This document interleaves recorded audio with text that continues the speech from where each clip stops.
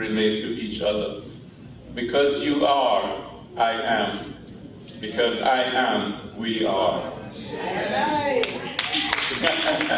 Yes, sister, I and I. The little I, which is the ego, and the big I, which is the source, or God. So when I and I is working together, then everything is going to be all right.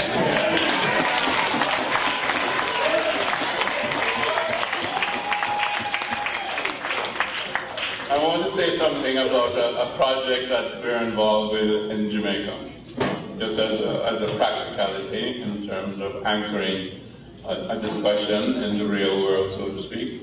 It's about Vernon Field, and many of you would know Vernon Field. It's a former U.S. military airfield built in 1941 by the U.S. military, as I mentioned, in south central Jamaica, in Clarendon, within easy reach of major highways, rail, and seaport. There's an existing runway at 6,500 feet, and this is being refurbished by the government of Jamaica, and 2,000 with surrounding upgrades.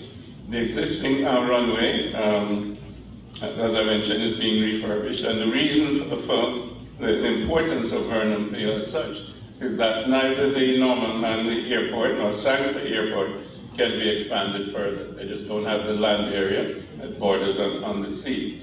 So that Vernon Field represents the long-term future of air transport in Jamaica and the region. In addition to the existing runway, there's a planned parallel runway of 14,000 feet, which will have the capacities to support very large aircraft, such as the Antonov 124, facilitating long-haul air transport reaching American, African, European, and Asian markets. Jamaica, many of you probably won't know this, has the first railway system outside of the UK and USA built in 1945. So we can big up Jamaica with that. It continues to move bauxite and alumina to seaports in St. Elizabeth and St. Catherine, and is being refurbished from Kingston to Montego Bay with close proximity to Vernon Field. Jamaica's location in the Western Caribbean makes it the closest island state before entering or after leaving the Panama Canal. And it has the 7th largest deepwater port in the world in terms of Kingston Harbor. With the development of Vernon Field Airport, Kingston Harbor, and the rail linkages between the two, Jamaica has the potential to become a major logistic hub of the world, perhaps the 4th largest in the world, behind Singapore and Dubai, so it's a biggie. Vernon Field will offer breakbulk manufacturing and logistic facilities, as well as business opportunities to over 150 countries in the Americas, Western Europe, West Africa, and Asia, and will connect 1.6 billion consumers in these areas within 10 hours of flying time. A new urban form will be developed around this airport, supporting and connecting suppliers, manufacturers, distributors, and business people to distant customers and markets. This new smart city, called an Airtropolis, will comprise industrial parks, centers of production, warehousing, and commercial districts. It will be networked by multimodal transport and ICT infrastructure, thus connecting people, work, supplies, goods, and information to the global market. The businesses themselves will be physically connected to each other and the airport by a network of orbital and radial roads and rail. The government of Jamaica is committed to reducing Jamaica's contribution to the global carbon footprint from air transportation. Thus, Vernon Field Airport will be powered 100% by a range of renewable energy solutions.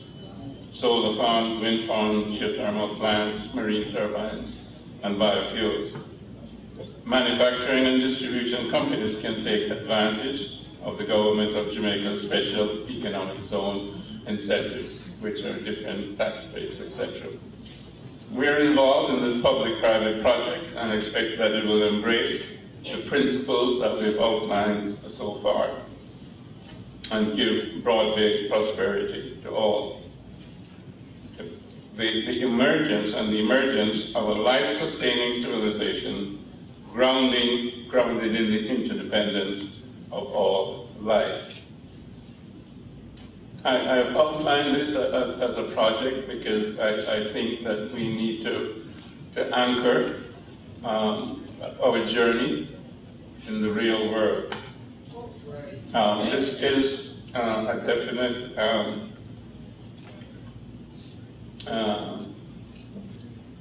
parting of the past and the future. But of course, we live in the present. So from the present, we look back on the 400 years and we learn the lessons from the past. But we don't dwell on the past because the past is gone. We have to learn the lessons from the past. When we actually experienced the past, it was the present. But now we can only experience the past from memories. So we have to deal with our memories, and that's part of our healing. And of course, Black wellness is represented here, and that's part of the healing process, dealing with our memories. But we cannot let the past determine the present, because the present is reality, and the present is what we have to face, and the present is what we have to find solutions for. And the solutions that we find in the present will determine the future. But we also can't live in the future with rosy imaginations and ideas about what is going to happen. You know, like for example, the African Union is talking about 2063 or something like that, and they have a plan for 2063. Well, you know, how many of us are going to be alive in 2063? I know I'm not going to be here, you know, except maybe in spirit. So we can't live in the future, you know, because actually the future, when it comes, is going to come as the present. So what we have is the present. So we have to deal with the problems that face us in the present. And the present is now. And we have to decide what it is we're going to do from now forward. Are we going to unite as a community? Are we going to dialogue as a community? Are we going to sustain each other as a community? Are we going to love each other as we love ourselves? Are we going to promote excellence within the community? Because somebody mentioned the Jewish community before. And of course, it's an interesting example. They never were disconnected from their culture. They were able to carry their culture with them. So they had that advantage over us. But we have to reconstruct our culture. You see, they fight above their weight. I mentioned that earlier today when I was with the ladies at Wellness. They fight above their weight. We have to fight above our weight. I think you mentioned that there are only 350,000, but you know they're powerful, and we are 1.3 million or 1.2 million, and we don't have the same power. But you know, we have a Jamaican expression. Who knows it? Hey!